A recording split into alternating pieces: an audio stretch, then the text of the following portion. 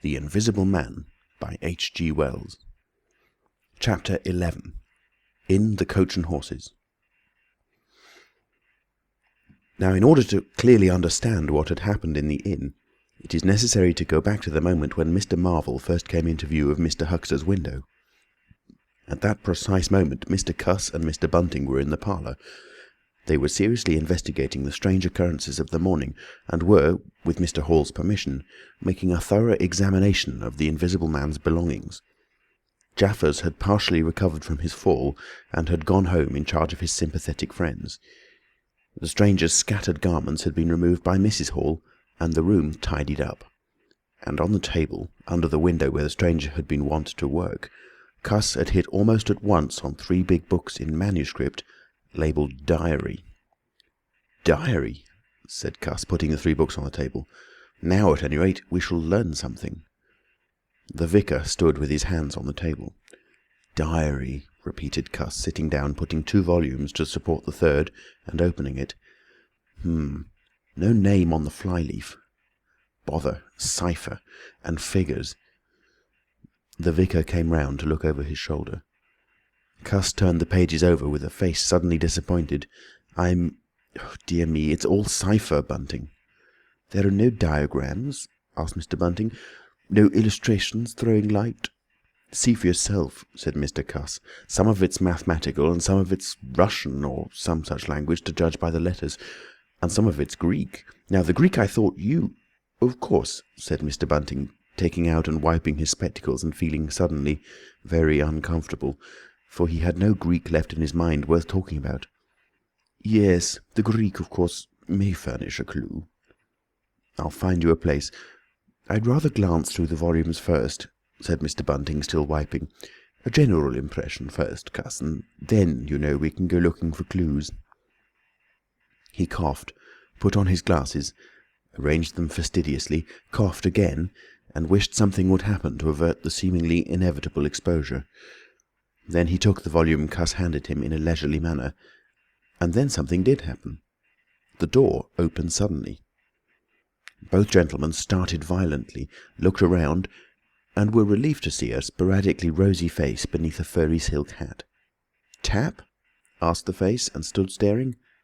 "No," said both gentlemen at once.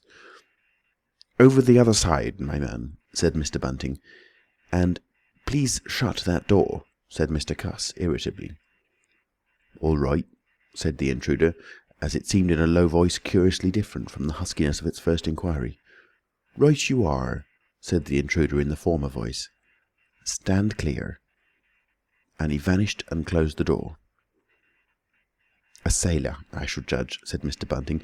"Amusing fellows they are. Stand clear, indeed. A nautical term referring to his getting back out of the room, I suppose." "I dare say so," said Cuss. "My nerves are all loose today. It made me quite jump, the door opening like that." Mr. Bunting smiled as if he had not jumped. "And now," he said with a sigh, "these books." Someone sniffed as he did so. "One thing is indisputable," said Bunting, drawing a chair up next to that of Mr. Cuss. "There certainly have been very strange things happening at Iping during the last few days. Very strange. I cannot, of course, believe in this absurd invisibility story." "It's incredible," said Cuss, "incredible, but the fact remains that I certainly saw right down his sleeve." "But did you? Are you sure? Suppose a mirror, for instance. Hallucinations are so easily produced. I don't know if you've ever seen a really good conjurer." "I won't argue again," said Cuss. "We've thrashed that out, Bunting. And just now there's these books. Ah, here's some of what I take to be Greek. Greek letters, certainly." He pointed to the middle of the page. Mr. Bunting flushed slightly and brought his face nearer, apparently finding some difficulty with his glasses. Suddenly he became aware of a strange feeling at the nape of his neck. He tried to raise his head and encountered an immovable resistance. The feeling was a curious pressure, the grip of a heavy, firm hand, and it bore his chin irresistibly to the table. "Don't move, little men," whispered a voice, "or I'll brain you both." Mr. Bunting looked into the face of Cuss, close to his own, and each saw a horrified reflection of his own sickly astonishment. "I'm sorry to handle you so roughly," said the voice, "but it's unavoidable. Since when did you learn to pry into an investigator's private memoranda?" said the voice, and two chins struck the table simultaneously, and two sets of teeth rattled. "Since when did you learn to invade the private rooms of a man in misfortune?" And the concussion was repeated. "Where have they put my clothes?" "Listen," said the voice. "The windows are fastened, and I've taken the key out of the door. I am a fairly strong man, and I have the poker handy. Besides being invisible. There's not the slightest doubt that I could kill you both and get away quite easily if I wanted to. Do you understand? Very well. If I let you go, will you promise not to try any nonsense and do what I tell you?" The vicar and the doctor looked at one another, and the doctor pulled a face. "Yes," said Mr. Bunting, and the doctor repeated it. Then the pressure on the necks relaxed, and the doctor and the vicar sat up, both very red in the face, and wriggling their heads. "Please keep sitting where you are," said the Invisible Man. "Here's the poker, you see." "When I came into this room," continued the Invisible Man, after presenting the poker to the tip of the nose of each of his visitors, "I did not expect to find it occupied, and I expected to find, in addition to my books of memoranda, an outfit of clothing. Where is it? No, don't rise, I can see it's gone. Now, just at present, though the days are quite warm enough for an invisible man to run about stark, the evenings are quite chilly. I want clothing and other accommodation, and I must also have those 3 books." Chapter 12. The Invisible Man loses his temper. It is unavoidable that at this point the narrative should break off again, for a certain very painful reason that will presently be apparent. While these things were going on in the parlour, and while Mr. Huxter was watching Mr. Marvel smoking his pipe against the gate not a dozen yards away, Mr. Hall and Teddy Henfrey were discussing in a state of cloudy puzzlement the one Iping topic. Suddenly there came a violent thud against the door of the parlour, a sharp cry, and then silence. "Hullo," said Teddy Henfrey. "Hullo," from the tap. Mr. Hall took things in slowly but surely. "That ain't right," he said, and came round from behind the bar towards the parlour door. He and Teddy approached the door together, with intent faces. Their eyes considered. "Summat wrong," said Hall, and Henfrey nodded agreement. Whiffs of an unpleasant chemical odour met them. There was a muffled sound of conversation, very rapid and subdued. "You all right there?" asked Hall, rapping. The muttered conversation ceased abruptly. For a moment, silence. Then the conversation was resumed in hissing whispers. Then a sharp cry of, "No! No, you don't!" There came a sudden motion and the oversetting of a chair. A brief struggle. Silence again. "What the deuce?" exclaimed Henfrey sotto voce. "You all right there?" asked Mr. Hall, sharply again. The vicar's voice answered with a curious, jerking intonation. "Quite right. Please don't interrupt." "Odd," said Mr. Henfrey. "Odd," said Mr. Hall. "Says don't interrupt," said Henfrey. "I heard'n," said Hall. "And a sniff," said Henfrey. They remained listening. The conversation was rapid and subdued. "I can't," said Mr. Bunting, his voice rising. "I tell you, sir, I will not." "What was that?" asked Henfrey. "Says he winnert. Weren't speaking to us, was he?" "Disgraceful," said Mr. Bunting within. "Disgraceful," said Mr. Henfrey. "I heard it distinct." "Who's that speaking now?" asked Henfrey. "Mr. Cuss, I suppose," said Hall. "Can you hear anything?" Silence. The sounds within indistinct and perplexing. "Sounds like throwing the tablecloth about," said Hall. Mrs. Hall appeared behind the bar. Hall made gestures of silence and invitation. This aroused Mrs. Hall's wifely opposition. "What you listening there for, Hall? Ain't you nothing better to do, busy day like this?" Hall tried to convey everything by grimaces and dumb show, but Mrs. Hall was obdurate. She raised her voice. So Hall and Henfrey, rather crestfallen, tiptoed back to the bar, gesticulating to explain to her. At first she refused to see anything in what they had heard at all. Then she insisted on Hall keeping silence while Henfrey told her his story. She was inclined to think the whole business nonsense.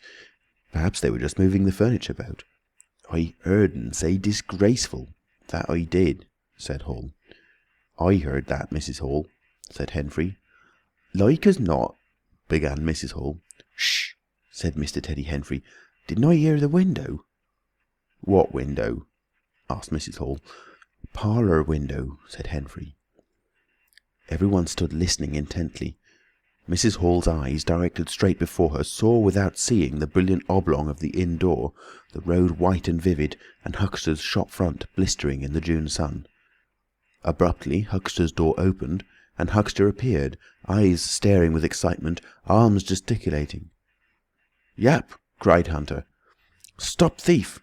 and he ran obliquely across the oblong towards the yard gates and vanished. Simultaneously came a tumult from the parlour and a sound of windows being closed. Hall, Henfrey, and the human contents of the tap rushed out at once pell-mell into the street. They saw someone whisk around the corner towards the road, and Mr. Huxter executing a complicated leap in the air that ended on his face and shoulder. Down the street people were standing astonished or running towards them. Mr. Huxter was stunned. Henfrey stopped to discover this, but Hall and the two labourers from the tap rushed at once to the corner, shouting incoherent things, and saw Mr. Marvel vanishing by the corner of the church wall. They appeared to have jumped to the impossible conclusion that this was the invisible man suddenly become visible, and set off at once along the lane in pursuit. But Hall had hardly run a dozen yards before he gave a loud shout of astonishment, and went flying headlong sideways, clutching one of the labourers and bringing him to the ground. He had been charged just as one charges a man at football. The second labourer came round in a circle, stared, and conceiving that Hall had tumbled over of his own accord, turned to resume the pursuit, only to be tripped by the ankle just as Huxter had been. Then, as the first labourer struggled to his feet, he was kicked sideways by a blow that might have felled an ox. As he went down, the rush from the direction of the village green came round the corner. The first to appear was the proprietor of the coconut shy, a burly man in blue jersey. He was astonished to see the lane empty, save for 3 men sprawling absurdly on the ground. And then something happened to his rearmost foot, and he went headlong and rolled sideways just in time to graze the feet of his brother and partner, following headlong. The two were then kicked, knelt on, fallen over, and cursed by quite a number of over-hasty people. Now, when Hall and Henfrey and the labourers ran out of the house, Mrs. Hall, who had been disciplined by years of experience, remained in the bar next to the till. And suddenly the parlour door was opened and Mr. Cuss appeared, and without glancing at her, rushed at once down the steps round the corner. "Hold him!" he cried. "Don't let him drop that parcel." He knew nothing of the existence of Marvel, for the invisible man had handed over the books and bundle in the yard.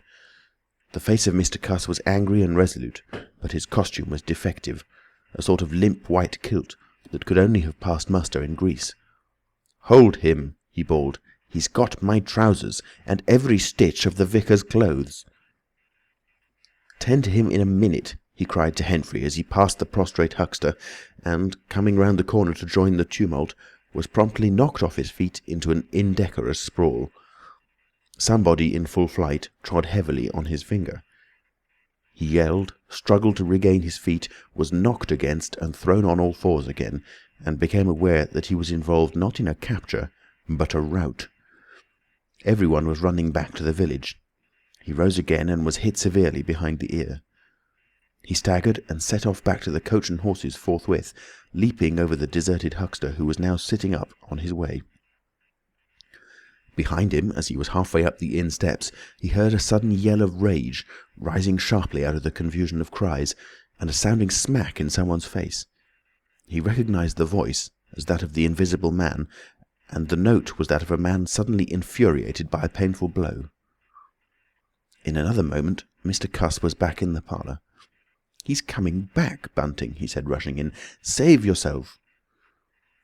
Mr. Bunting was standing in the window, engaged in an attempt to clothe himself in the hearthrug and a West Surrey Gazette. "Who's coming?" he said, so startled that his costume narrowly escaped disintegration. "Invisible Man," said Cuss, and rushed on to the window. "We'd better clear out from here. He's fighting mad. Mad!" In another moment he was out in the yard. "Good heavens!" said Mr. Bunting, hesitating between two horrible alternatives. He heard a frightful struggle in the passage of the inn, and his decision was made. He clambered out of the window, adjusted his costume hastily, and fled up the village as fast as his fat little legs would carry him. From the moment when the Invisible Man screamed with rage, and Mr. Bunting made his memorable flight up the village, it became impossible to give a consecutive account of affairs in Iping. Possibly the Invisible Man's original intention was simply to cover Marvel's retreat with the clothes and books, but his temper, at no time very good, seems to have gone completely at some chance blow, and forthwith he set to smiting and overthrowing for the mere satisfaction of hurting. You must figure the street full of running figures, of doors slamming and fights for hiding places. You must figure the tumult suddenly striking on the unstable equilibrium of old Fletcher's planks and two chairs with cataclysmic results. You must figure an appalled couple caught dismally in a swing. And then the whole tumultuous rush has passed, and the Iping street with its gourds and flags is deserted, save for the still raging unseen, and littered with coconuts, overthrown canvas screens, and the scattered stock in trade of a sweetstuff stall. Everywhere there is a sound of closing shutters and shoving bolts, and the only visible humanity is an occasional flitting eye under a raised eyebrow in the corner of a window pane. The Invisible Man amused himself for a little while by breaking all the windows in the Coach and Horses, and then he thrust a street lamp through the parlour window of Mrs. Gribble. He, it must have been, who cut the telegraph wire to Adderdean just beyond Higgins's cottage on the Adderdean road, and, after that, as his peculiar qualities allowed, he passed out of human perceptions altogether, and he was neither heard, seen, nor felt in Iping any more. He vanished absolutely. But it was the best part of 2 hours before any human being ventured out again into the desolation of an Iping street. End of chapter 12. Recorded in Nottingham, England, on the 5th of April, 2006. By Alex Foster. www.alexfoster.me.uk. The Invisible Man. By H. G. Wells. Chapter 13. Mr. Marvel discusses his resignation. When the dust was gathering and Iping was just beginning to peep timorously forth again upon the shattered wreckage of its bank holiday, a short, thick-set man in a shabby silk hat was marching painfully through the twilight behind the beech woods on the road to Bramblehurst. He carried 3 books, bound together by some sort of ornamental elastic ligature, and a bundle wrapped in a blue tablecloth. His rubicund face expressed consternation and fatigue. He appeared to be in some sort of spasmodic hurry. He was accompanied by a voice other than his own, and ever and again he winced under the touch of unseen hands. "If you give me the slip again," said the voice, "if you attempt to give me the slip again—" "Lord," said Mr. Marvel, "that shoulder's a mass of bruises as it is." "On my honour," said the voice, "I will kill you." "I didn't try to give you the slip," said Marvel, in a voice that was not far remote from tears. "I swear I didn't. I didn't know the blessed turning, that was all. How the devil was I to know the blessed turning? As it is, I've been knocked about." "You'll get knocked about a great deal more if you don't mind," said the voice, and Mr. Marvel abruptly became silent. He blew out his cheeks, and his eyes were eloquent of despair. "It's bad enough to let those floundering yokels explode my little secret without your cutting off with my books. It's lucky for some of them they cut and ran when they did. Here am I. No one knew I was invisible. And now what am I to do?" "What am I to do?" asked Marvel sotto voce. "It's all about. It will be in the papers. Everybody will be looking for me, everyone on their guard." The voice broke off into vivid curses and ceased. The despair of Mr. Marvel's face deepened and his pace slackened. "Go on," said the voice. Mr. Marvel's face assumed a greyish tint between the ruddier patches. "Don't drop those books, stupid," said the voice sharply, overtaking him. "The fact is," said the voice, "I shall have to make use of you. You're a poor tool, but I must." "I'm a miserable tool," said Marvel. "You are," said the voice. "I'm the worst possible tool you could have," said Marvel. "I'm not strong," he said after a discouraging silence. "I'm not over-strong," he repeated. "No?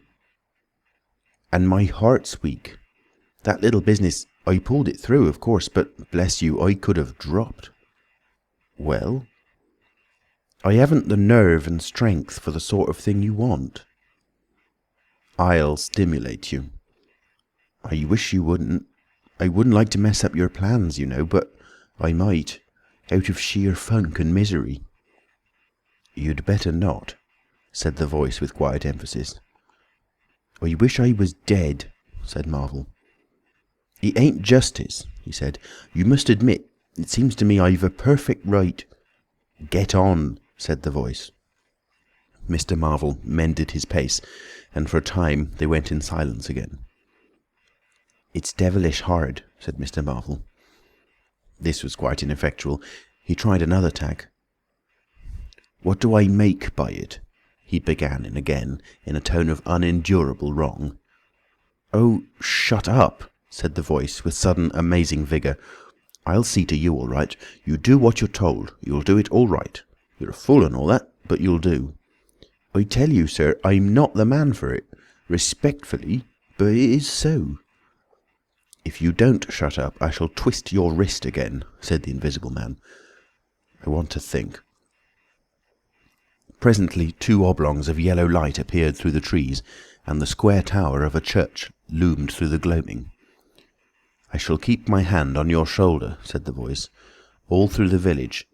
Go straight through, and try no foolery. It'll be the worse for you if you do."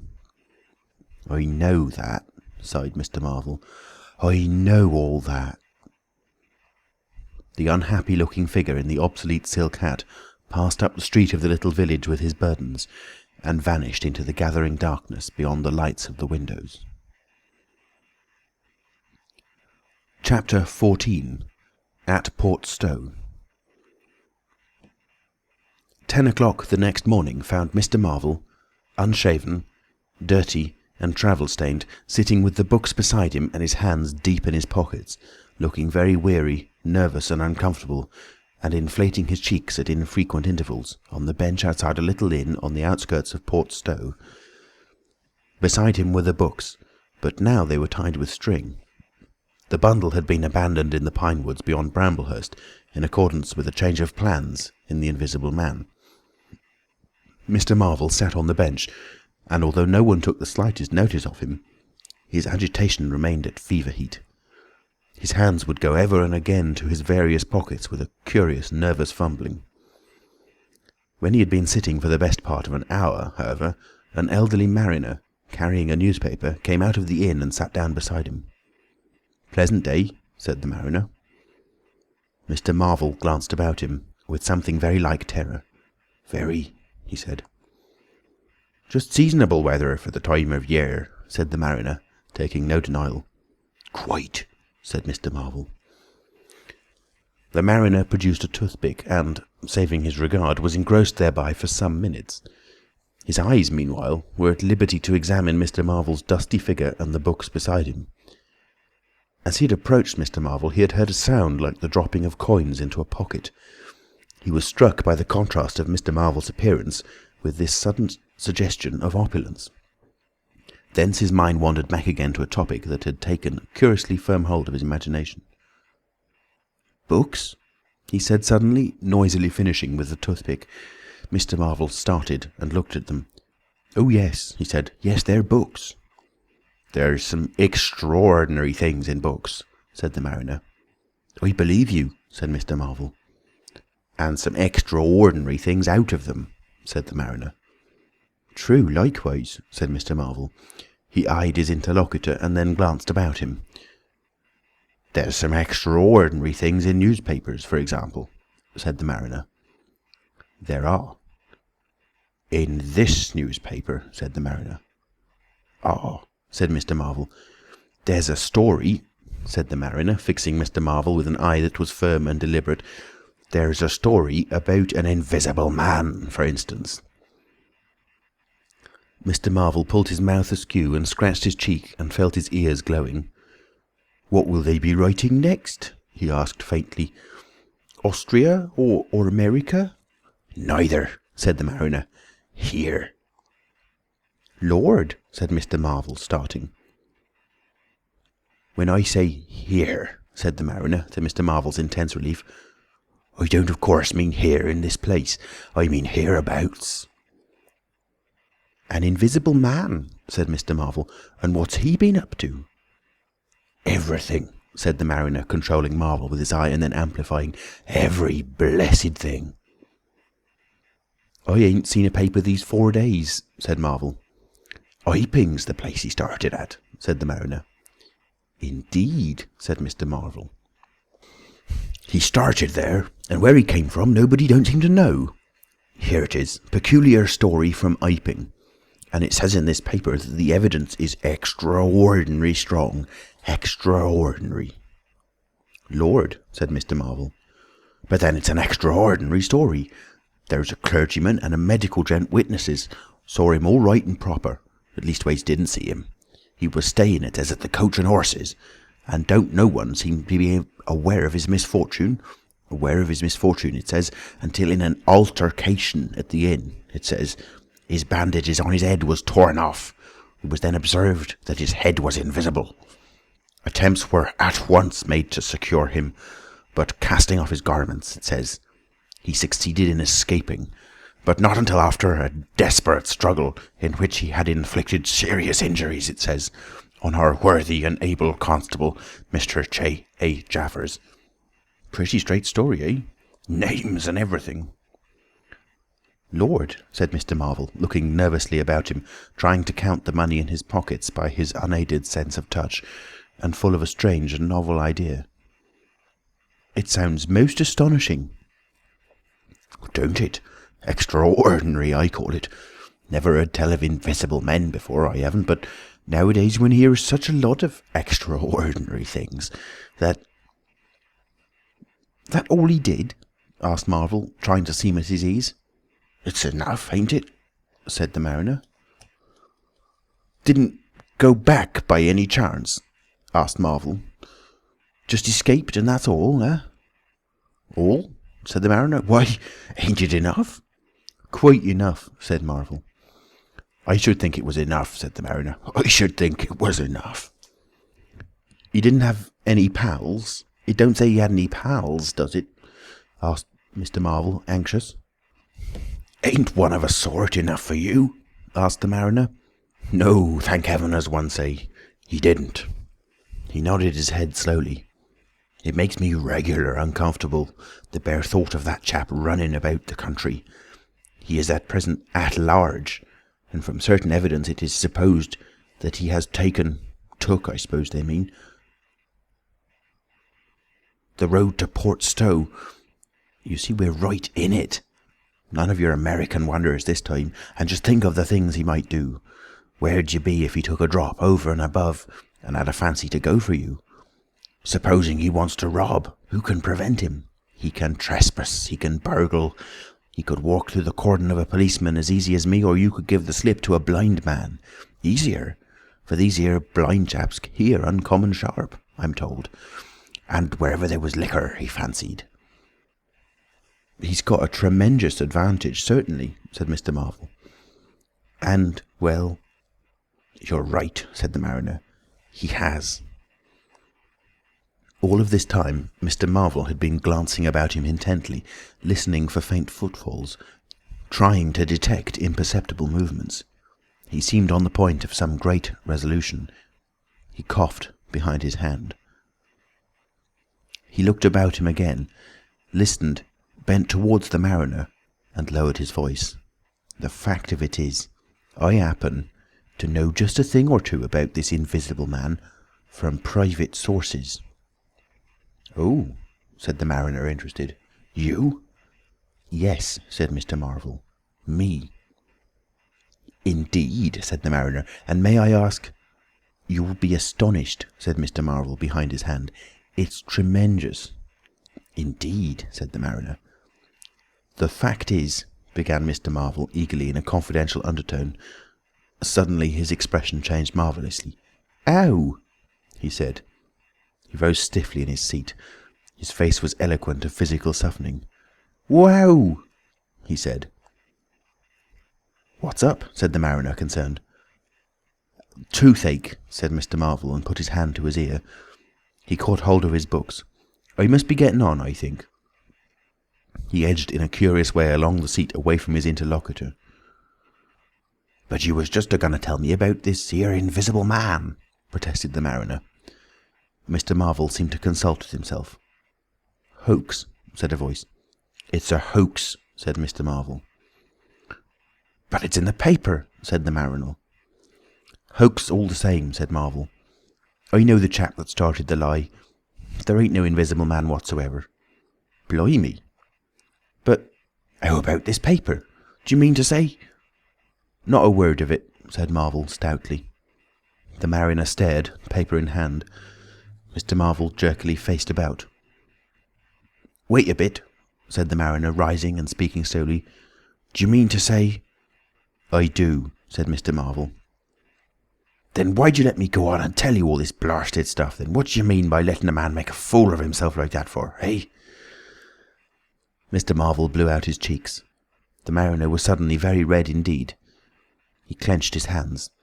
"I've been talking here this 10 minutes," he said, "and you little pot-bellied, leathery-faced son of an old boot, couldn't have the elementary manners."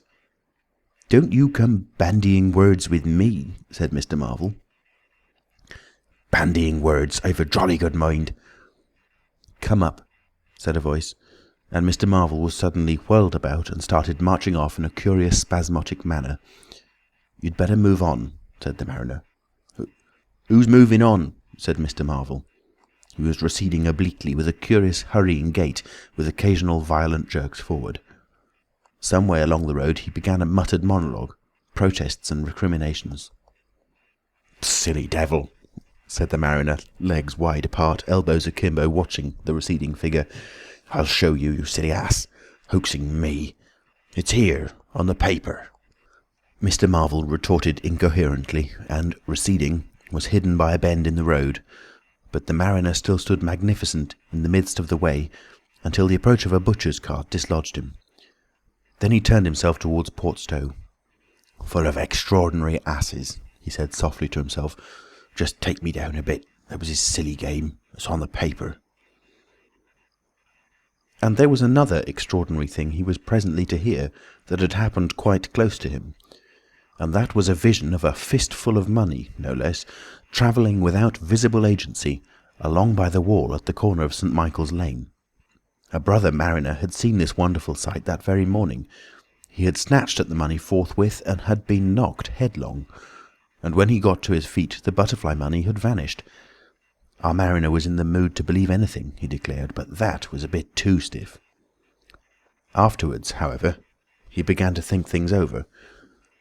The story of the flying money was true, and all about that neighbourhood, even from the august London and Country Banking Company, from the tills of shops and inns, doors standing that sunny weather entirely open, money had been quietly and dexterously making off that day in handfuls and rouleaux, floating quietly along by walls and shady places, dodging quickly from the approaching eyes of men. And it had, though no man had traced it, invariably ended its mysterious flight in the pocket of that agitated gentleman in the obsolete silk hat, sitting outside the little inn on the outskirts of Portstowe. It was 10 days after, and indeed only when the Burdock story was already old, that the mariner collated these facts and began to understand how near he had been to the wonderful invisible man. Recorded in Nottingham, England on the 5th of April 2006 by Alex Foster. www.alexfoster.me.uk. The Invisible Man by H.G. Wells. Chapter 15. The Man Who Was Running. In the early evening time, Dr. Kemp was sitting in his study in the Belvedere on the hill overlooking Burdock. It was a pleasant little room with 3 windows, north, west and south, and bookshelves covered with books and scientific publications, and a broad writing table, and underneath the north window a microscope, glass slips, minute instruments, some cultures, and scattered bottles of reagents. Dr. Kemp's solar lamp was lit, albeit the sky was still bright with the sunset light, and his blinds were up, because there was no offence of peering outsiders to require them pulled down. Dr. Kemp was a tall and slender young man, with flaxen hair and a moustache almost white, and the work he was upon would earn him, he hoped, the fellowship of the Royal Society, so highly did he think of it. And his eye, presently wandering from his work, caught the sunset blazing at the back of the hill that is over against his own. For a minute perhaps he sat, pen in mouth, admiring the rich golden colour above the crest, and then his attention was attracted by the little figure of a man, inky black, running over the hill brow towards him. He was a shortish little man, and he wore a high hat, and he was running so fast that his legs verily twinkled. "Another of those fools," said Dr. Kemp, "like that ass who ran into me this morning around a corner with 'Visible Man a-coming, sir.' I can't imagine what possesses people. One might think we were in the 13th century." He got up, went to the window, and stared at the dusky hillside and the dark little figure tearing down it. "He seems in a confounded hurry," said Dr. Kemp. "But he doesn't seem to be getting on. If his pockets were full of lead, he couldn't run heavier." "Spurted, sir," said Dr. Kemp. In another moment, the higher of the villas that had clambered up the hill from Burdock had occluded the running figure. He was visible again for a moment, and then again, 3 times between the 3 detached houses that came next, and then the terrace hid him. "Asses," said Dr. Kemp, swinging around on his heel and walking back to his writing table. But those who saw the fugitive nearer, and perceived the abject terror on his perspiring face, being themselves in the open roadway, did not share in the doctor's contempt. The man pounded, and as he ran he chinked like a well-filled purse that is tossed to and fro.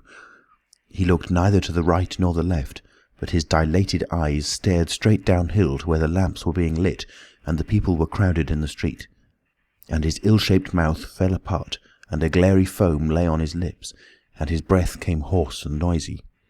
All he passed stopped and began staring up the road and down, and interrogating one another with an inkling of discomfort for the reason of his haste.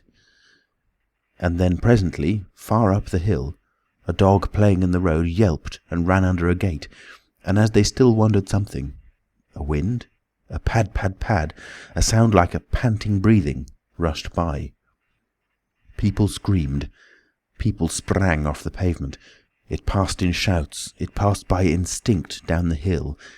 They were shouting in the street before Marvel was halfway there. They were bolting into houses and slamming the doors behind them, and with the news. He heard it and made one last desperate spurt. Fear came striding by, rushed ahead of him, and in a moment had seized the town. "The Invisible Man is coming! The Invisible Man!"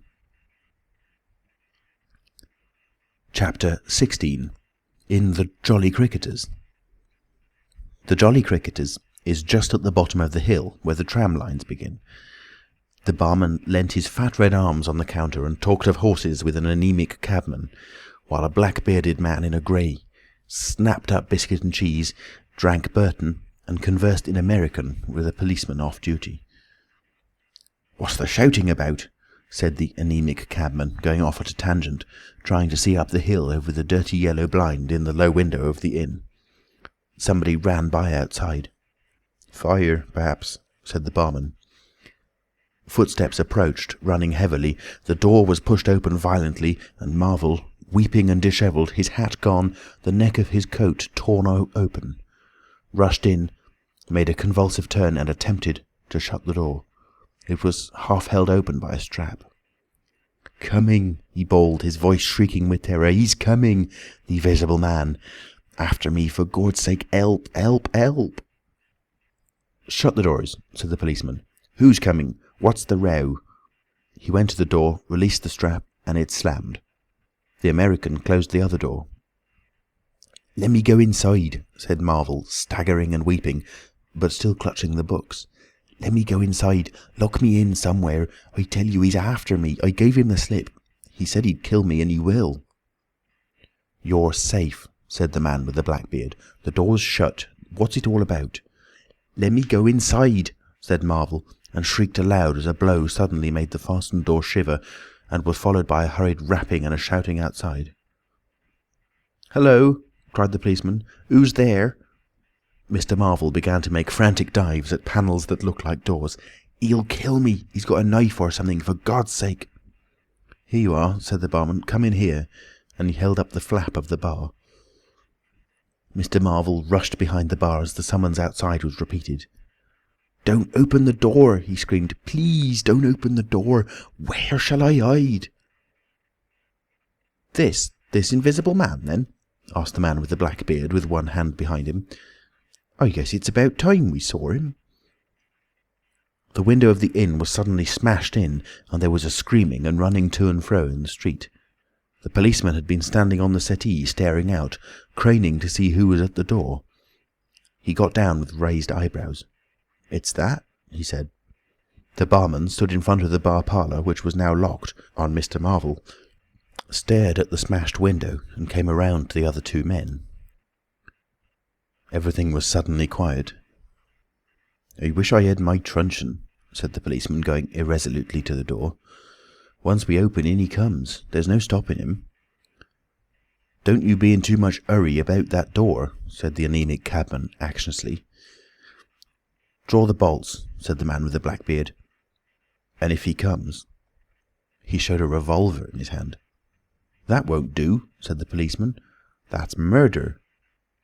"I know what country I'm in," said the man with the beard. "I'm going to let off at his legs.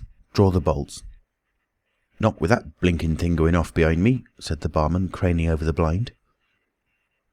"Very well," said the man with the black beard, and stooping down, revolver ready, drew himself. Barman, cabman, and policeman faced about. "Come in," said the bearded man in an undertone, standing back and facing the unbolted doors with his pistol behind him. No one came in. The door remained closed. 5 minutes afterwards, when a second cabman pushed his head in cautiously, they were still waiting, and an anxious face peered out of the bar parlour and supplied information. "Are all the doors of the house shut?" asked Marvel. "He's going round, prowling round. He's as artful as the devil." "Good Lord," said the burly barman. "There's the back. Just watch them doors, I say." He looked about him helplessly. The bar parlour door slammed, and they heard the key turn. "There's the yard door and the private door. The yard door—" He rushed out of the bar. In a minute he reappeared with a carving knife in his hand. "The yard door was open," he said, and his fat underlip dropped. "He may be in the house now," said the first cabman. "He's not in the kitchen," said the barman. "There's 2 women there, and I've stabbed every inch of it with this little beef slicer, and they don't think he's come in. They haven't noticed." "Have you fastened it?" asked the first cabman. "I'm out of frocks," said the barman. The man with the beard replaced his revolver, and even as he did so the flap of the bar was shut down and the bolt clicked, and then with a tremendous thud the catch of the door snapped and the bar parlour door burst open. They heard Marvel squeal like a caught leveret, and forthwith they were clambering over the bar to his rescue. The bearded man's revolver cracked, and the looking-glass at the back of the parlour starred and came smashing and tinkling down. As the barman entered the room he saw Marvel, curiously crumpled up and struggling against the door that led to the yard and kitchen. The door flew open while the barman hesitated, and Marvel was dragged into the kitchen. There was a scream and a clatter of pans. Marvel, head down and lugging back obstinately, was forced to the kitchen door, and the bolts were drawn. Then the policeman, who had been trying to pass the barman, rushed in, followed by one of the cabmen, grabbed the wrist of the invisible hand that collared Marvel, was hit in the face and went reeling back. The door opened, and Marvel made a frantic effort to obtain a lodgment behind it. Then the cabman collared something. "I got him," said the cabman. The barman's red hands came clawing at the unseen. "Here he is," said the barman. Mr. Marvel, released, suddenly dropped to the ground and made an attempt to crawl behind the legs of the fighting men. The struggle blundered around the edge of the door. The voice of the Invisible Man was heard for the first time, yelling out sharply as the policeman trod on his foot. Then he cried out passionately, and his fists flew round like flails. The cabman suddenly whooped and doubled up, kicked under the diaphragm. The door into the bar parlour from the kitchen slammed and covered Mr. Marvel's retreat. The men in the kitchen found themselves clutching at and struggling with empty air. "Where's he gone?" cried the man with the beard. "Out?" "This way," said the policeman, stepping into the yard and stopping. A piece of tile whizzed by his head and smashed among the crockery on the kitchen table. "I'll show him," shouted the man with the black beard, and suddenly a steel barrel shone over the policeman's shoulder, and 5 bullets had followed one another into the twilight whence the missile had come. As he fired, the man with the beard moved his hand in a horizontal curve so that his shots radiated out into the narrow yard like spokes from a wheel. A silence followed. 5 cartridges, said the man with the black beard. "That's the best of all. 4 aces and a joker. Get a lantern, someone, and come and feel about for his body." Chapter 17. Dr. Kemp's Visitor. Dr. Kemp had continued writing in his study until the shots aroused him. Crack, crack, crack, they came, one after another. "Hello," said Dr. Kemp, putting his pen into his mouth again and listening. "Who's letting revolvers off in Burdock? What are the asses at now?" He went to the south window, threw it up, and leaning out stared down on the network of windows, beaded gas lamps and shops, with its black interstices of roof and yard that made up the town at night. "Looks like a crowd down the hill," he said, "by the cricketers," and remained watching. Thence his eyes wandered over the town to far away where the ship's lights shone and the pier glowed, a little illuminated faceted pavilion like a gem of yellow light. The moon in his first quarter hung over the westward hill, and the stars were clear and almost tropically bright.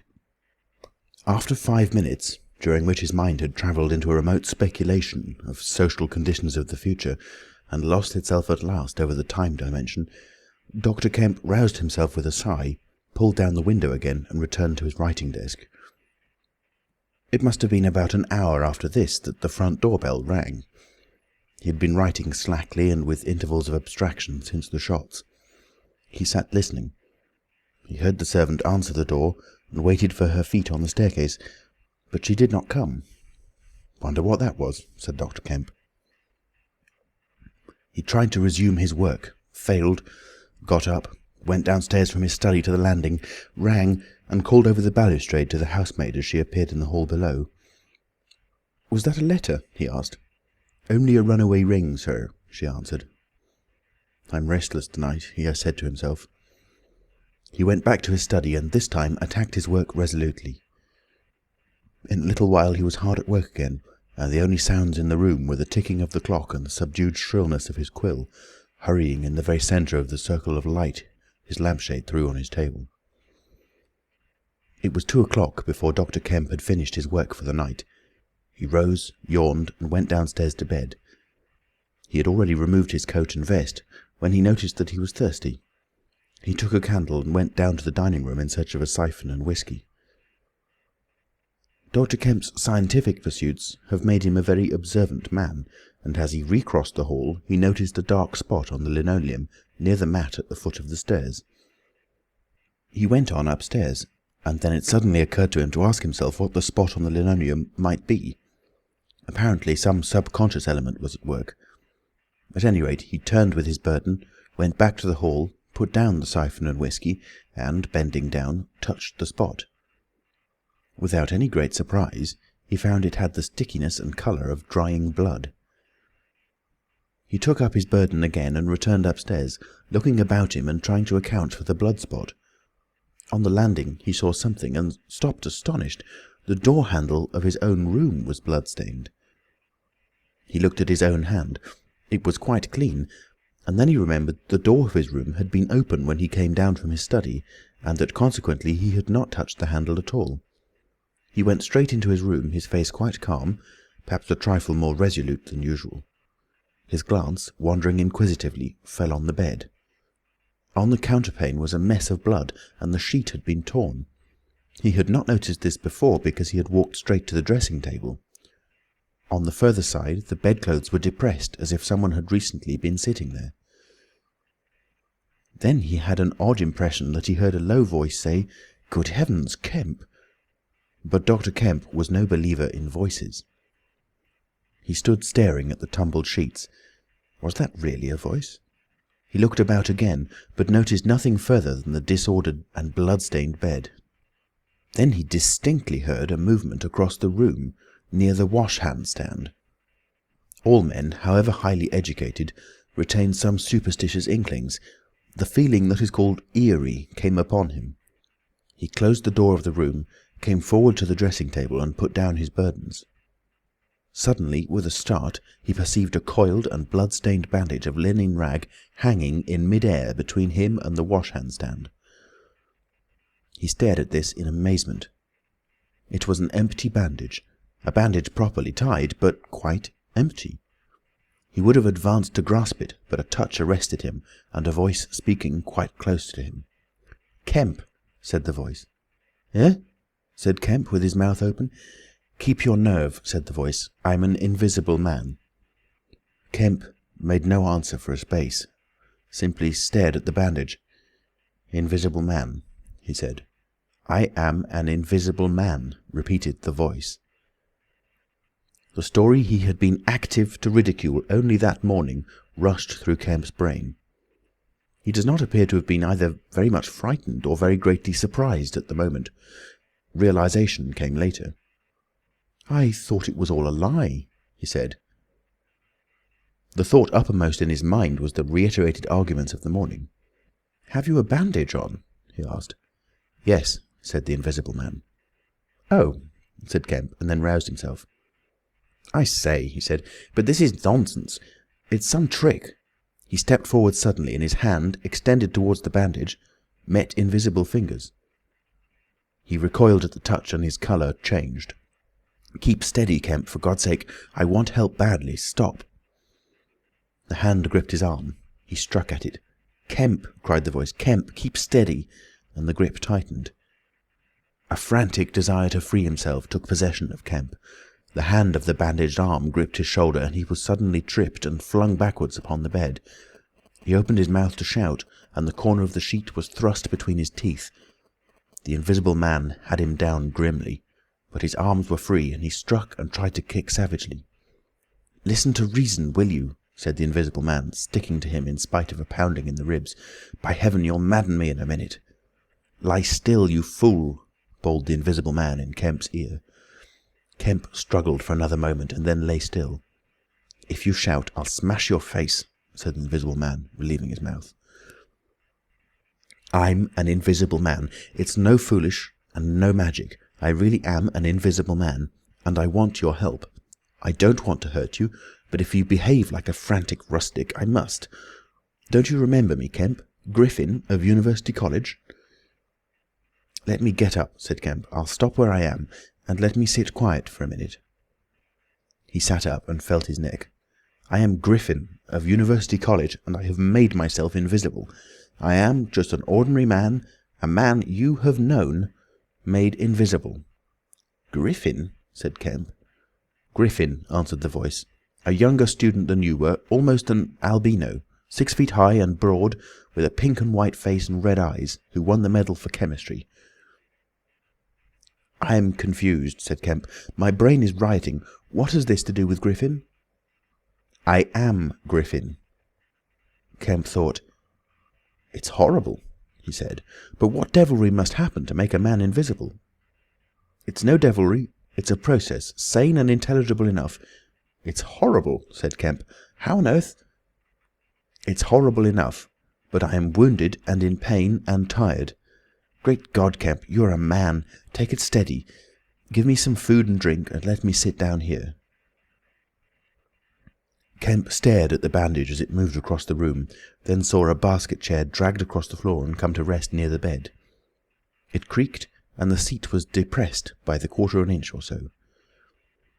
He rubbed his eyes and felt his neck again. "This beats ghosts," he said, and laughed stupidly. "That's better. Thank heaven you're getting sensible." "Or silly," said Kemp, and knuckled his eyes. "Give me some whiskey. I'm near dead." "It didn't feel so." "Where are you? If I get up, shall I run into you?" "There. All right. Whiskey. Here. Where shall I give it to you?" The chair creaked, and Kemp felt the glass drawn away from him. He let go by an effort. His instinct was all against it. It came to rest, poised 20 inches above the front edge of the seat of the chair. He stared at it in infinite perplexity. This must be hypnotism. You have suggested you are invisible." "Nonsense," said the voice. "It's frantic. Listen to me." "I demonstrated conclusively this morning," began Kemp, "that invisibility—" "Never mind what you've demonstrated. I'm starving," said the voice, "and the night is chilly to a man without clothes." "Food?" said Kemp. The tumbler of whiskey tilted itself. "Yes," said the Invisible Man, wrapping it down. "Have you a dressing gown?" Kemp made some exclamation in an undertone. He walked to a wardrobe and produced a robe of dingy scarlet. "This do?" he asked. It was taken from him. It hung limp for a moment in mid-air, fluttered weirdly, stood full and decorously buttoning itself, and sat down in his chair. "Drawers, socks, slippers would be a comfort," said the unseen curtly. "And food." "Anything. But this is the insanest thing I was ever in my life." He turned out his drawers for the articles, and then went downstairs to ransack his larder. He came back with some cold cutlets and bread, pulled up a light table and placed them before his guest.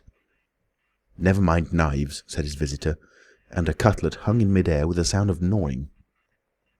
"Invisible," said Kemp, and sat down on a bedroom chair. "I always like to get something about me before I eat," said the Invisible Man, with a full mouth, eating greedily. "Queer fancy." "I suppose that wrist is all right," said Kemp. "Trust me," said the Invisible Man. "Of all the strange and wonderful—" "Exactly. But it's odd I should blunder into your house to get my bandaging. My first stroke of luck. Anyhow, I meant to sleep in this house tonight. You must stand that. It's a filthy nuisance, my blood showing, isn't it? Quite a clot over there. Gets visible as it coagulates, you see. It's the only living tissue I've changed, and only for as long as I'm alive. I've been in the house 3 hours." "But how's it done?" began Kemp in a tone of exasperation. "Confound it, the whole business. It's unreasonable from beginning to end." "Quite reasonable," said the Invisible Man. "Perfectly reasonable."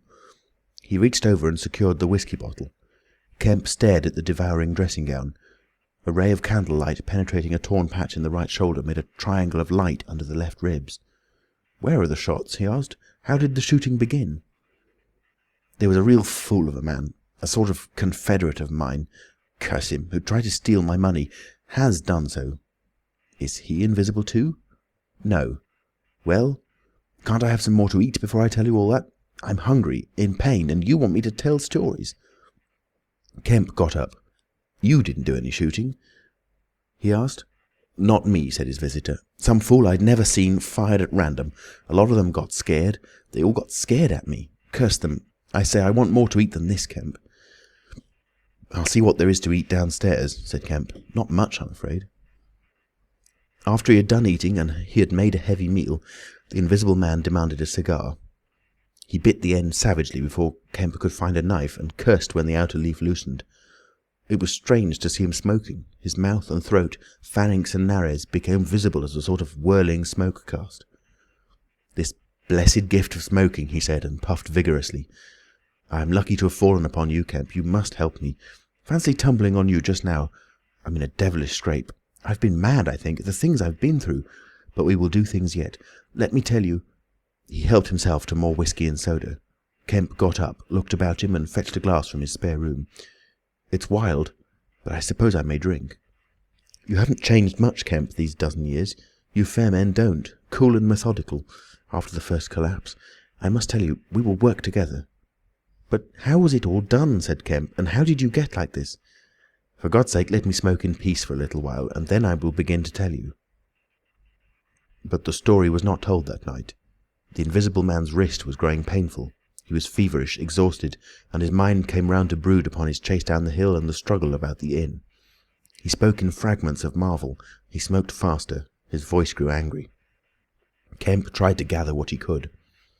"He was afraid of me. I could see that he was afraid of me," said the Invisible Man many times over. "He meant to give me the slip. He was always casting about. What a fool I was. The cur! I should have killed him." "Where did you get the money?" asked Kemp abruptly. The Invisible Man was silent for a space. "I can't tell you tonight," he said. He groaned suddenly and leant forward, supporting his invisible head on invisible hands. "Kemp," he said, "I've had no sleep for near 3 days, except a couple of dozes an hour. I must sleep soon." "Well, have my room, have this room." "But how can I sleep? If I sleep he will get away." "Oh, what does it matter?" "What's the shot wound?" asked Kemp abruptly. "Nothing. Scratch and blood." "Oh God, how I want sleep." "Why not?" The Invisible Man appeared to be regarding Kemp. "Because I've a particular objection to being caught by my fellow men," he said slowly. Kemp started. "Fool that I am," said the Invisible Man, striking the table smartly. "I've put the idea into your head." End of chapter 17. Read in Nottingham, England on the 5th of April 2006 by Alex Foster. www.alexfoster.me.uk. Chapter 18. The Invisible Man Sleeps.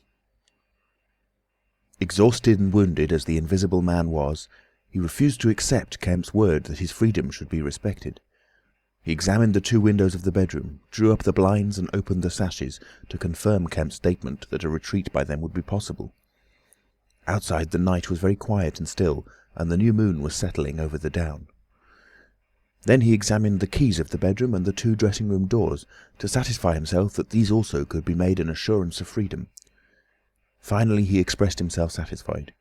He stood on the hearthrug, and Kemp heard the sound of a yawn. "I'm sorry," said the Invisible Man, "if I cannot tell you all that I have done tonight, but I am worn out. It's grotesque, no doubt. It's horrible. But believe me, Kemp, in spite of your arguments of this morning, it is quite a possible thing. I have made a discovery. I meant to keep it to myself. I can't. I must have a partner. And you... we can do such things. But tomorrow... Now, Kemp, I feel as though I must sleep or perish." Kemp stood in the middle of the room, staring at the headless garment. "I suppose I must leave you," he said. "It's incredible. 3 things happening like this, overturning all my preconceptions, would make me insane. But it's real. Is there anything more that I can get you?" "Only bid me good night," said Griffin. "Good night," said Kemp, and shook an invisible hand. He walked sideways to the door. Suddenly the dressing-gown walked quickly towards him. "Understand me," said the dressing-gown. "No attempts to hamper me or capture me or—" Kemp's face changed a little. "I thought I gave you my word," he said. Kemp closed the door softly behind him, and the key was turned upon him forthwith. Then, as he stood with an expression of passive amazement on his face, the rapid feet came to the door of the dressing-room, and that too was locked. Kemp slapped his brow with his hand. "Am I dreaming? Has the world gone mad, or have I?" He laughed and put his hand to the locked door. "Barred out of my own bedroom by a flagrant absurdity," he said. He walked to the head of the staircase, turned and stared at the locked doors. "It's fact," he said. He put his fingers to his slightly bruised neck. "Undeniable fact." "But—" He shook his head hopelessly, turned and went downstairs. He lit the dining-room lamp, got out a cigar and began pacing the room, ejaculating. Now and then he would argue with himself. "Invisible," he said. Is there such a thing as an invisible animal? In the sea, yes. Thousands, millions. All the larvae, all the little nauplii and tonoras, all the microscopic things like jellyfish. In the sea there are more things invisible than visible. I never thought of that before. And in the ponds, too, all those little pond-life things, specks of colourless, translucent jelly. But in air? No. It can't be. But after all, why not? If a man was made of glass, he would still be visible. His meditation became profound. The bulk of 3 cigars had passed into the invisible or diffused as a white ash over the carpet before he spoke again. Then it was merely an exclamation. He turned aside, walked out of the room and went into his little consulting room and lit the gas there. It was a little room because Dr. Kemp did not live by practice, and in it were the day's newspapers. The morning's paper lay carelessly opened and thrown aside. He caught it up, turned it over, and read the account of a strange story from Iping that the mariner at Port Stowe had spelt over so painfully to Mr. Marvel. Kemp read it swiftly. "Wrapped up?" said Kemp. "Disguised? Hiding it? No one seems to have been aware of his misfortune? What the devil is his game?" He dropped the paper and his eye went seeking. "Ah," he said, and he caught up the St. James's Gazette, lying folded up as it had arrived. "Now we shall get at the truth," said Dr. Kemp. He rent the paper open. A couple of columns confronted him. "An entire village in Sussex goes mad," was the heading. "Good heavens," said Kemp, reading eagerly an incredulous account of the events in Iping of the previous afternoon that have already been described. Over the leaf the report in the morning paper had been reprinted. He reread it. Ran through the streets, striking left and right. Jaffers insensible, Mr. Huxter in great pain, still unable to describe what he saw. Painful humiliation, vicar. Woman ill with terror, windows smashed. This extraordinary story probably a fabrication. Too good not to print, cum grano. He dropped the paper and stared blankly in front of him. Probably a fabrication. He caught up the paper again and reread the whole business. But when does the tramp come in? Why the deuce was he chasing a tramp? He sat down abruptly on the surgical bench. "He's not only invisible," he said, "but he's mad. Homicidal." When dawn came to mingle its pallor with the lamplight and cigar smoke of the dining room, Kemp was still pacing up and down, trying to grasp the incredible. He was altogether too excited to sleep. His servants, descending sleepily, discovered him, and were inclined to think that overstudy had worked this ill on him. He gave them extraordinary but quite explicit instructions to lay breakfast for 2 in the Belvedere study, and then to confine themselves to the basement and ground floor. Then he continued to pace the dining room until the morning's paper came. That had much to say and little to tell beyond the confirmation of the evening before, and a very badly written account of another remarkable tale from Port Burdock. This gave Kemp the essence of the happenings at the Jolly Cricketers, and the name of Marvel. "He has made me keep with him 24 hours, Marvel testified. Certain minor facts were added to the Iping story, notably the cutting of the village telegraph wire. But there was nothing to throw light on the connection between the Invisible Man and the tramp, for Mr. Marvel had supplied no information about the 3 books, or the money with which he was lined. The incredulous tone had vanished, and a shoal of reporters and inquirers were already at work elaborating the matter. Kemp read every scrap of the report, and sent his housemaid out to get every one of the morning papers she could. These also he devoured. "He is invisible," he said, "and it reads like rage growing to mania. The things he may do! The things he may do! And upstairs he's free as air. What on earth ought I to do? For instance, would it be a breach of faith if... No." He went to a little untidy desk in the corner and began a note. He tore this up half-written and wrote another. He read it over and considered it.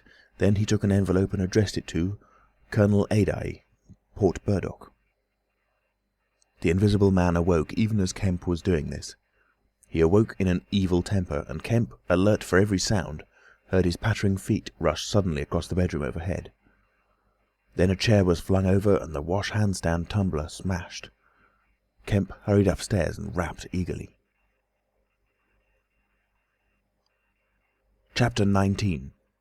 Certain First Principles. "What's the matter?" asked Kemp when the Invisible Man admitted him. "Nothing," was the answer. "But confound it, the smash?" "Fit of temper," said the Invisible Man. "Forgot this arm and it's sore." "You're rather liable to that sort of thing." "I am." Kemp walked across the room and picked up the fragments of broken glass. "All the facts are out about you," said Kemp, standing up with the glass in his hand. "All that happened in Iping and down the hill. The world has become aware of its invisible citizen. But no one knows you are here." The Invisible Man swore.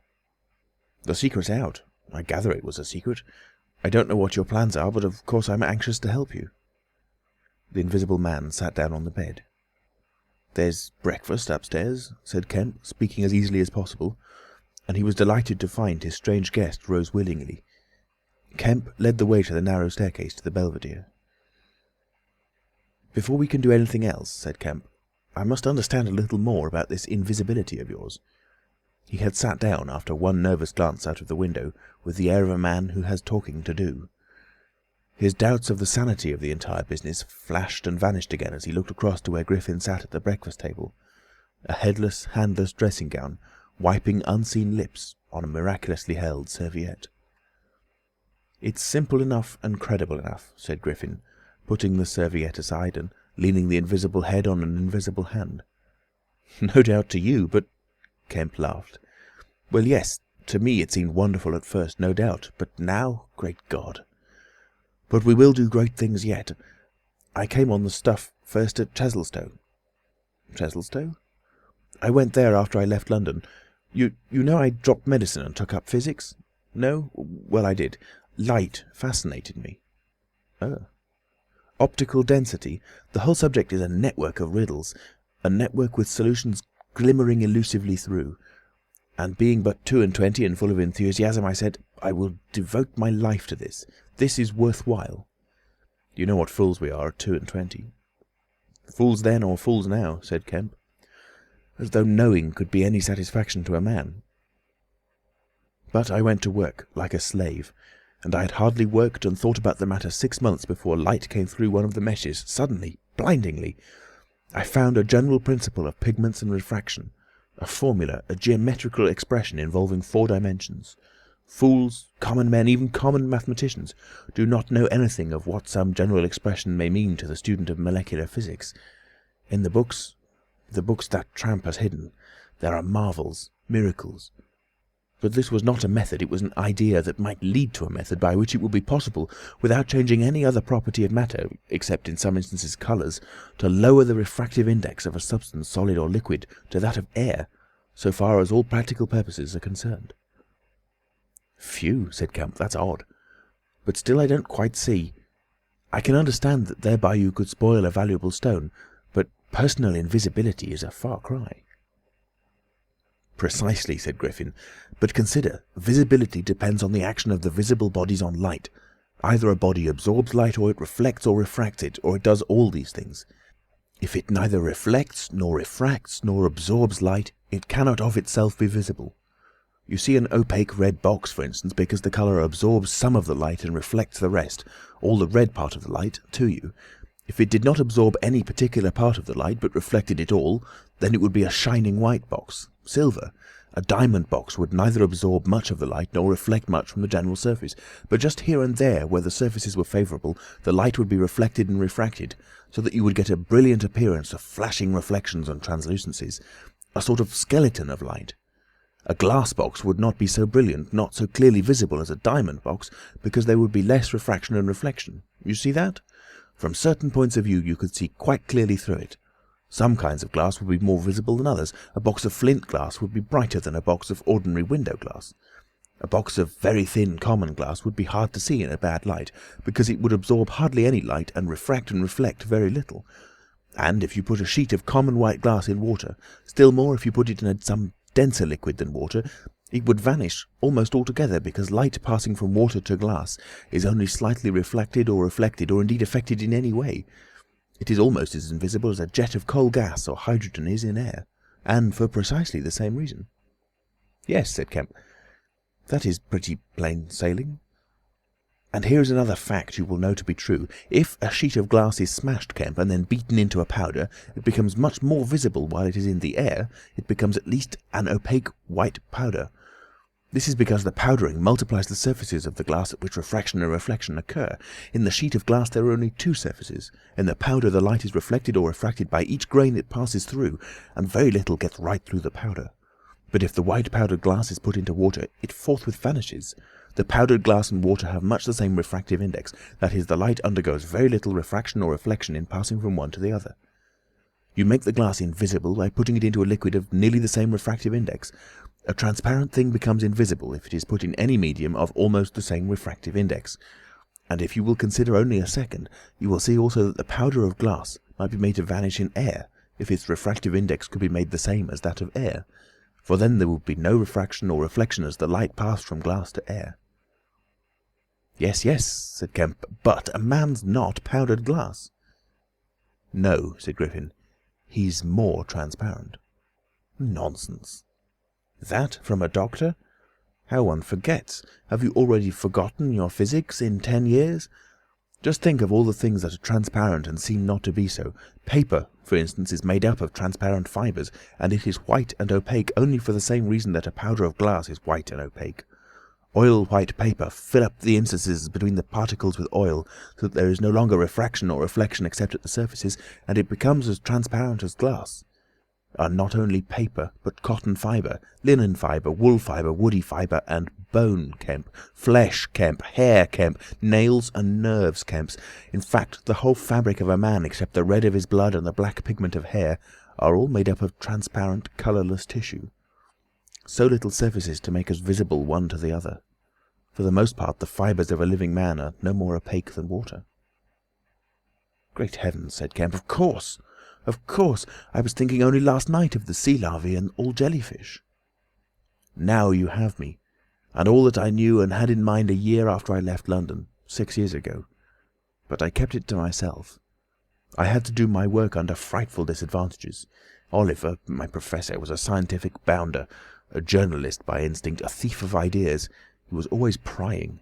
And you know the knavish system of the scientific world. I simply would not publish and let him share my credit. I went on working. I got nearer and nearer to making my formula in an experiment, a reality. I told no living soul, because I meant to flash my work upon the world with crushing effect and become famous at a blow. I took up the question of pigments to fill up certain gaps, and suddenly, but by design, not by accident, I made a discovery in physiology. Yes? You know the red colouring matter of blood? It can be made white, colourless, and remain with all the functions it has now. Kemp gave a cry of credulous amazement. The Invisible Man rose and began pacing the little study. You may well exclaim. I remember that night. It was late at night. In the daytime one was bothering with the gaping, silly students, and I worked then sometimes till dawn. It came suddenly, splendid and complete in my mind. I was alone, the laboratory was still, with the tall lights burning brightly and silently. In all my great moments I have been alone. One could make an animal, a tissue, transparent. One could make it invisible, all except the pigments. I could be invisible, I said, suddenly realizing what it meant to be an albino with such knowledge. It was overwhelming. I left the filtering I was doing and went and stared out of the great window at the stars. I could be invisible, I repeated. To do such a thing would be to transcend magic, and I beheld, unclouded by doubt, a magnificent vision of all that invisibility might mean to a man, the mystery, the power, the freedom. Drawbacks I saw none. You have only to think, and I, a shabby, poverty-struck, hemmed-in demonstrator, teaching fools in a provincial college, might suddenly become this. I ask you, Kemp, if you, anyone, I tell you, would have flung himself upon that research, and I worked 3 years, and every mountain of difficulty I toiled over showed another from its summit. The infinite details, and the exasperation! A professor, a provincial professor, always prying. When are you going to publish this work of yours, with his everlasting question? And the students, the cramped means? 3 years I had of it. And after 3 years of secrecy and exasperation, I found that to complete it was impossible. Impossible. How? Asked Kemp. Money, said the Invisible Man, and went again to stare out of the window. He turned around abruptly. I robbed the old man. Robbed my father. The money was not his, and he shot himself. End of chapter 19. Recorded in Nottingham, England on the 9th of April 2006 by Alex Foster, www.alexfoster.me.uk. Chapter 20. At the house in Great Portland Street. For a moment Kemp sat in silence, staring at the back of the headless figure at the window. Then he started, struck by a thought, rose, took the invisible man's arm, and turned him away from the outlook. "You're tired," he said, "and while I sit, you walk about. Have my chair." He placed himself between Griffin and the nearest window. For a space Griffin sat silent. Then he resumed abruptly. "I had left the Chesilstowe cottage already," he said, "when that happened. It was last December. I had taken a room in London, a large unfurnished room with a big ill-managed lodging-house in a slum near Great Portland Street. The room was soon full of the appliances I had bought with his money, and the work was going on steadily, successfully, drawing near an end. I was like a man emerging from a thicket and suddenly coming on some unmeaning tragedy. I went to bury him. My mind was still on this research, and I did not lift a finger to save his character. I remember the funeral, the cheap hearse, the scant ceremony, the windy, frost-bitten hillside, and the old college friend of his who read the service over him, a shabby, black, bent old man with a snivelling cold. I remember walking back to the empty house, through the place that had once been a village and was now patched and tinkered by the jerry-builders into the ugly likeness of a town. Every way the roads ran out at last into the desecrated fields, and ended in rubble heaps and rank wet weeds. I remember myself as a gaunt black figure, going along the slippery, shiny pavement, and the strange sense of detachment I felt from the squalid respectability, the sordid commercialism of the place. I did not feel a bit sorry for my father. He seemed to me to be the victim of his own foolish sentimentality. The current cant required my attendance at his funeral, but it was really not my affair. But going along the High Street, my old life came back to me for a space, for I met the girl I had known 10 years since.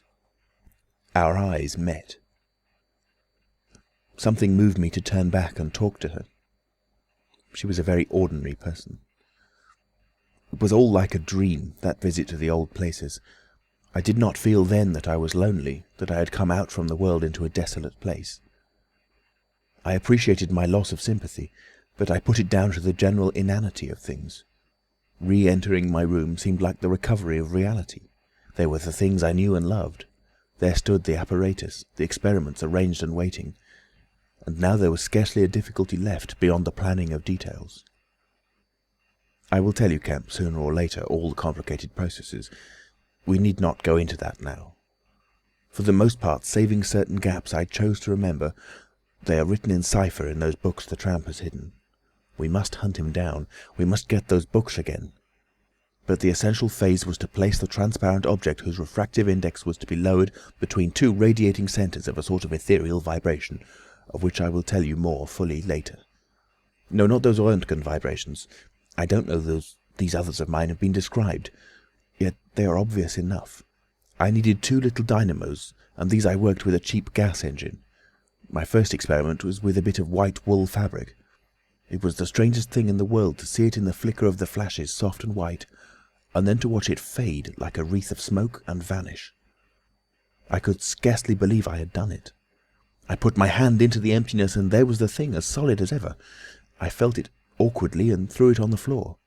I had a little trouble finding it again. And then came a curious experience. I heard a meow behind me, and turning, saw a lean white cat, very dirty, on the cistern cover outside the window. A thought came into my head. "Everything ready for you," I said, and I went to the window, opened it, and called softly. She came in, purring. The poor beast was starving, and I gave her some milk. All my food was in a cupboard in the corner of the room. After that she went smelling round the room, evidently with the idea of making herself at home. The invisible rag upset her a bit. You should have seen her spit at it. But I made her comfortable on the pillow of my truckle bed, and I gave her butter to get her to wash. "And you processed her?" "I processed her. But giving drugs to a cat is no joke, Kemp, and the process failed." "Failed?" "In 2 particulars. These were the claws and the pigment stuff. What is it? At the back of the eye in a cat, you know? Tapetum? Yes, the tapetum. It didn't go. After I'd given the stuff to bleach the blood and done certain other things to her, I gave the beast opium and put her and the little pillow she was sleeping on the apparatus. And after all the rest had faded and vanished, there remained 2 little ghosts of her eyes. Odd. I can't explain it. She was bandaged and clamped, of course, so I had her safe. But she woke while she was still misty and meowed dismally, and someone came knocking. It was an old woman from downstairs who suspected me of vivisecting, a drink-sodden old creature with only a white cat to care for in all the world. I whipped out some chloroform, applied it, and answered the door. "Did I hear a cat?" she asked. "My cat?" "Not here," said I very politely. She was a little doubtful, and tried to peer past me into the room, strange enough to her, no doubt, bare walls, uncurtained windows, truckle bed, with the gas engine vibrating and the seethe of the radiant points, and that faint ghastly stinging of chloroform in the air. She had to be satisfied at last, and went away again. "How long did it take?" asked Kemp. 3 or 4 hours, the cat. The bones and sinews and the fat were the last to go, and the tips of the coloured hairs. And, as I say, the back part of the eye, tough, iridescent stuff that it is, wouldn't go at all. It was night outside long before the business was over, and nothing was to be seen but the dim eyes and the claws. I stopped the gas engine, felt for and stroked the beast, which was still insensible, and then, being tired, left it sleeping on the invisible pillow, and went to bed. I found it hard to sleep. I lay awake thinking weak, aimless stuff, going over the experiment over and over again, or dreaming feverishly of things growing misty and vanishing about me until everything, the ground I stood on, vanished. And so I came to that sickly falling nightmare one gets. About 2, the cat began meowing about the room. I tried to hush it by talking to it, and then I decided to turn it out. I remember the shock when I had striking a light. They were just the round eyes shining green, and nothing round them. I would have given it milk, but I hadn't any. It wouldn't be quiet, it just sat down and meowed at the door. I tried to catch it with the idea of putting it out of the window, but it wouldn't be caught. It vanished. Then it began meowing in different parts of the room. At last I opened the window and made a bustle. I suppose it went out at last. I never saw any more of it. Then, heaven knows why, I fell thinking of my father's funeral again, and the dismal windy hillside until the day had come. I found sleeping was hopeless, and locking my door after me, wandered out into the morning streets. "You don't mean to say there's an invisible cat at large?" said Kemp. "If it hasn't been killed," said the Invisible Man. "Why not?" "Why not?" said Kemp. I didn't mean to interrupt. "It's very probably been killed. It was alive 4 days afterwards. I know, and down a grating in Great Titchfield Street, because I saw a crowd round the place trying to see whence the meowing came." He was silent for the best part of a minute. Then he resumed abruptly. "I remember that morning before the change very vividly. I must have gone up Great Portland Street.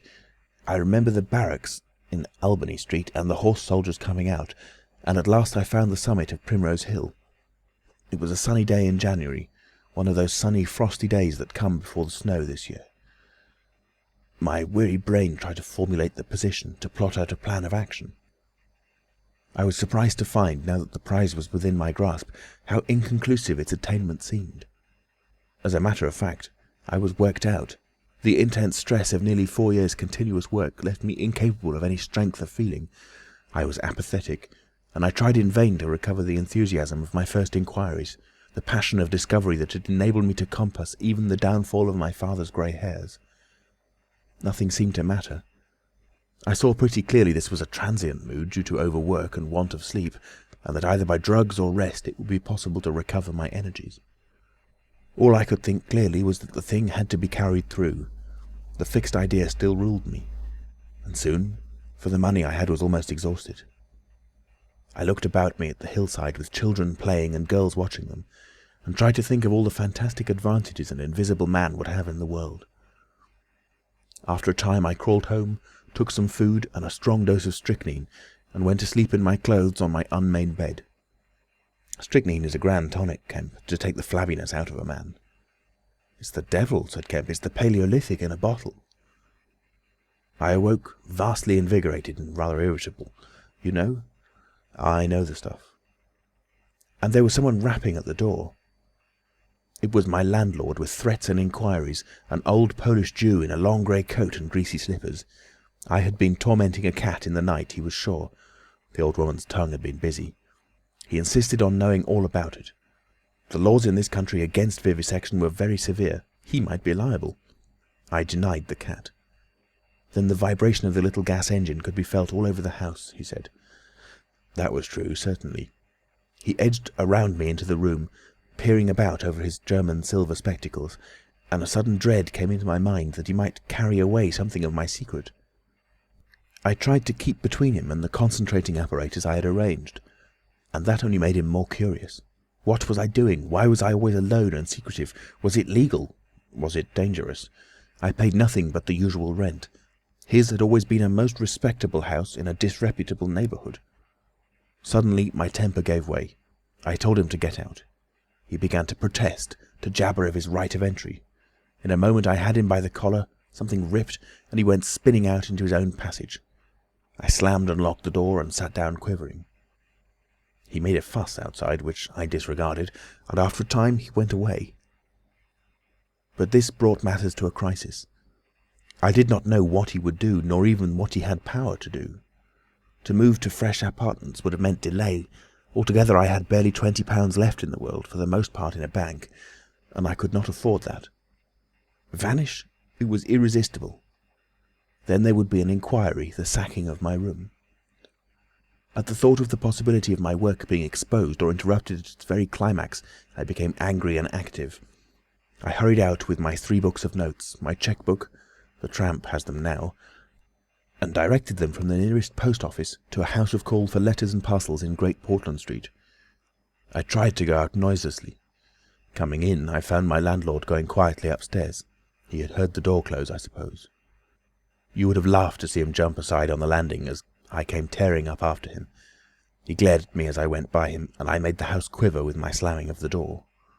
I heard him come shuffling up to my floor, hesitate, and go down. I set to work upon my preparations forthwith. It was all done that evening and night. While I was still sitting under the sickly, drowsy influence of the drugs that decolorize blood, there came a repeated knocking at the door. It ceased. Footsteps went away and returned, and the knocking was resumed. There was an attempt to push something under the door, a blue paper. Then in a fit of irritation I arose and went and flung the door wide open. "Now then?" I said. It was my landlord with a notice of ejectment or something. He held it out to me, saw something odd about my hands, I expected, and lifted his eyes to my face. For a moment he gaped. Then he gave a sort of inarticulate cry, dropped candle and writ together, and went blundering down the dark passage to the stairs. I shut the door, locked it, and went to the looking-glass. Then I understood his terror. My face was white, like white stone. But it was all horrible. I had not expected the suffering. A night of racking anguish, sickness and fainting. I set my teeth, though my skin was presently afire, all my body afire, but I lay there like grim death. I understood now how it was that the cat had howled until I chloroformed it. Lucky it was I lived alone and untended in my room. There were times when I sobbed and groaned and talked, but I stuck to it. I became insensible and woke languid in the darkness. The pain had passed. I thought I was killing myself, and I did not care. I shall never forget that dawn, and the strange horror of seeing that my hands had become as clouded glass, and watching them grow clearer and thinner as the day went by, until at last I could see the sickly disorder of my room through them, though I closed my transparent eyelids. My limbs became glassy. The bones and arteries faded, vanished, and the little white nerves went last. I gritted my teeth and stayed there to the end. At last only the dead tips of the fingernails remained, pallid and white, and the brown stain of some acid upon my fingers. I struggled up. At first I was as incapable as a swathed infant, stepping with limbs I could not see. I was weak and very hungry. I went and stared at nothing in my shaving-glass, at nothing save where an attenuated pigment still remained behind the retina of my eyes, fainter than mist. I had to hang onto the table and press my forehead against the glass. It was only by frantic effort of will that I dragged myself back to the apparatus and completed the process. I slept during the forenoon, pulling the sheet over my eyes to shut out the light, and about midday I was awakened again by a knocking. My strength had returned. I sat up and listened and heard a whispering. I sprang to my feet and, as noiselessly as possible, began to detach the connections of my apparatus and to distribute it about the room so as to destroy the suggestions of its arrangement. Presently the knocking was renewed and voices called, first my landlord's and then 2 others. To gain time I answered them. The invisible rag and pillow came to hand, and I opened the window and pitched them out onto the cistern cover. As the window opened, a heavy crash came at the door. Someone had charged it with the idea of smashing the lock, but the stout bolts I had screwed up some days before stopped him. That startled me, made me angry. I began to tremble and do things hurriedly. I tossed together some loose paper, straw, packing paper and so forth in the middle of the room and turned on the gas. Heavy blows began to rain upon the door. I could not find the matches. I beat my hands on the wall with rage. I turned the gas again, stepped out of the window on the cistern cover, very softly lowered the sash and sat down, secure and invisible but quivering with anger, to watch events. They split a panel, I saw, and in another moment they had broken away the staples of the bolts and stood in the open doorway. It was the landlord and his 2 stepsons, sturdy young men of 3 or 4 and 20. Behind them fluttered the old hag of a woman from downstairs. You may imagine their astonishment to find the room empty. One of the younger men rushed to the window at once, flung it up and stared out. His staring eyes and thick-lipped, bearded face came a foot from my face. I was half-minded to hit his silly countenance, but I arrested my doubled fist. He stared right through me. So did the others as they joined him. The old man went and peered under the bed, and they all made a rush for the cupboard. They had to argue about it in length in Yiddish and Cockney English. They concluded I had not answered them, that their imagination had deceived them. A feeling of extraordinary elation took the place of my anger as I sat outside the window and watched these 4 people, for the old lady came in, glancing suspiciously about like a cat, trying to understand the riddle of my behaviour. The old man, so far as I could understand his patois, agreed with the old lady that I was a vivisectionist. The sons protested in garbled English that I was an electrician and appealed to the dynamos and radiators. They were all nervous about my arrival, although I found subsequently that they had bolted the front door. The old lady peered into the cupboard and under the bed, and one of the young men pushed up the register and stared up the chimney. One of my fellow lodgers, a costermonger who shared the opposite room with a butcher, appeared on the landing, and he was called in and told incoherent things. It occurred to me that the radiators, if they fell into the hands of some acute, well-educated person, would give me away too much, and watching my opportunity I came into the room and tilted one of the little dynamos off its fellow on which it was standing, and smashed both apparatus. Then, while they were trying to explain the smash, I dodged out of the room and went softly downstairs. I went into one of the sitting rooms and waited until they came down, still speculating and argumentative, all a little disappointed at finding no horrors, and all a little puzzled how they stood legally towards me. Then I slipped up again with a box of matches, fired my heap of paper and rubbish, put the chairs and bedding thereby, led the gas to the affair by the means of an india-rubber tube, and waving a farewell to the room, left it for the last time. "You fired the house?" exclaimed Kemp. "Fired the house. It was the only way to cover my trail, and no doubt it was insured. I slipped the bolts of the front door quietly and went out into the street. I was invisible, and I was only just beginning to realise the extraordinary advantage my invisibility gave me. My head was already teeming with plans of all the wild and wonderful things I now had impunity to do. End of chapter 20.